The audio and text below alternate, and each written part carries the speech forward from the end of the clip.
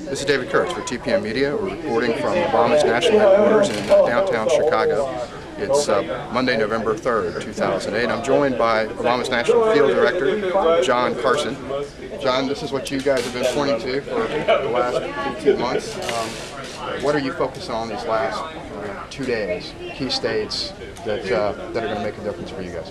Well, we're just making sure that our operations in all our battleground states are running smoothly, and they are running smoothly. Everything we're hearing back is that we actually have what we call a negative flakage rate among our volunteers. All the volunteers who signed up are showing up, and they're bringing people with them. So right now we're very happy with how things look out there. A negative flakage rate? Yes. Is that the technical term? That's the technical term. What are the top 2 or 3 states that you're looking at and really focusing on here in the last 48 hours? Well, the McCain campaign has made it clear that they're focusing on Pennsylvania. We had been building an enormous operation there, and the other carry states that looked like they might be toss-ups. So we feel we're prepared in Pennsylvania. Other than that, our mission from the beginning has been to focus on those key carry states, make sure we win Iowa and New Mexico, and then keep those other 8 battleground states out there as toss-ups or slightly better they're looking right now. So we're not focusing in on a specific couple of those. We're working incredibly hard in all 8 of them. So the carry states, New Mexico, Iowa, and then one of those other 8. Well, then we have to win one of either Nevada, Colorado, Missouri, Indiana, Ohio, Florida, Virginia, or North Carolina. Nevada obviously would put us at a 269 tie, which we believe we'd still win, but any other one of those would put us over 270. But for now, Pennsylvania is ground zero. Well, it's a ground zero because the McCain campaign has said that that's where they're focusing. They're sort of backed out of Wisconsin and New Hampshire and completely backed out of Michigan. We still have enormous operations going in all 3 of those. Incredible volunteers who've been working with us for months now, so we feel prepared. So what have you guys been doing there this weekend and today and tomorrow in Pennsylvania? Well, this weekend in Pennsylvania is really just one piece of everything that we've done there. Pennsylvania is a state where we were building our volunteer infrastructure, our neighborhood teams in Pennsylvania way back in the primary.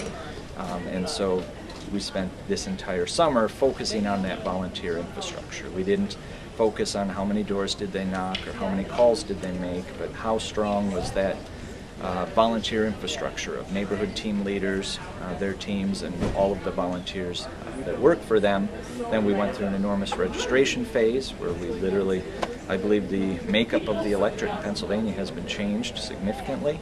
And have been going through persuasion voter contact for months now. So this final piece is really just the capstone on 6 months of general election activity. So how do you measure that kind of volunteer infrastructure at a time when there's not a lot of objective stuff to measure it against? When you were putting that infrastructure, not measuring calls, what are you looking at? That's a good question. We obviously throughout the summer did have our volunteers do phone calls, knock on doors, but to become a neighborhood team leader you had to show an ability to organize other volunteers. You had to be trained in our data systems or have someone on your team as the data member who was managing all that. So we tested our volunteer infrastructure by their ability to get work done, to manage other volunteers, and be accountable.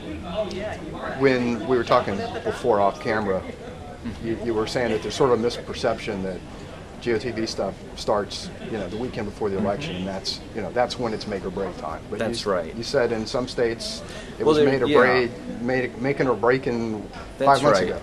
That's right. In a state like Nevada, for instance, the work that was done during registration, taking that state in 2004 and 2006, where the number of registered Democrats and Republicans was essentially tied, or we had a slight disadvantage, to now we have 111,000 registration advantage.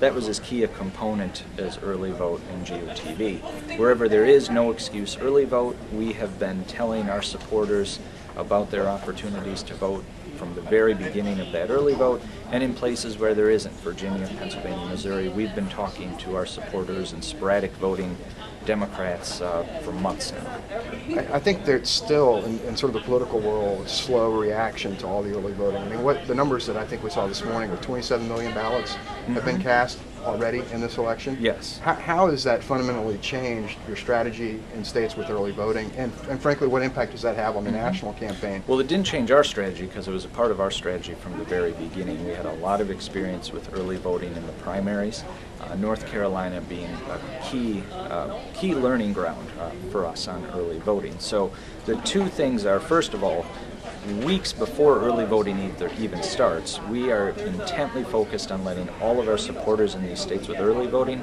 know what their options are, where they can vote, the hours. So we've been pushing that incredibly hard from the beginning. The second thing, a lesson we learned in the primaries, especially in North Carolina, was just to get our voters information. These new voters, these sporadic voters, new registrants, they want to vote for Barack Obama. They're excited about this, and sometimes the message that they need is simply information.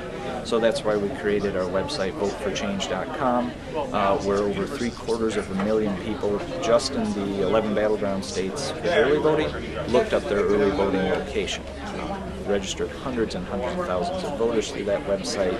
So we've just tried many different approaches to get information in front of people about their early voting options.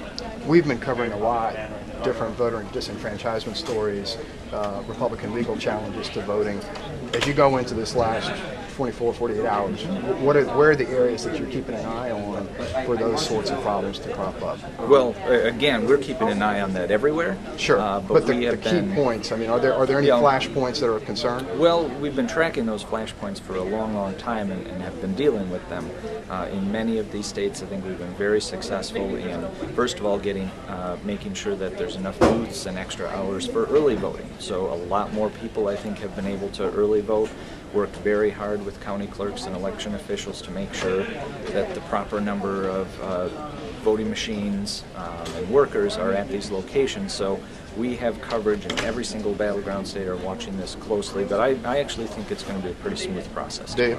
New Mexico is one where there's been a lot of noise. Indiana? Well, over half the electorate has voted already in New Mexico. So in a state like that, in North Carolina, that's going to take a significant strain off of the lines on election day. Florida, we've now broken 4.6 million have voted early, so that's going to be a big help and was part of our strategy from the very beginning.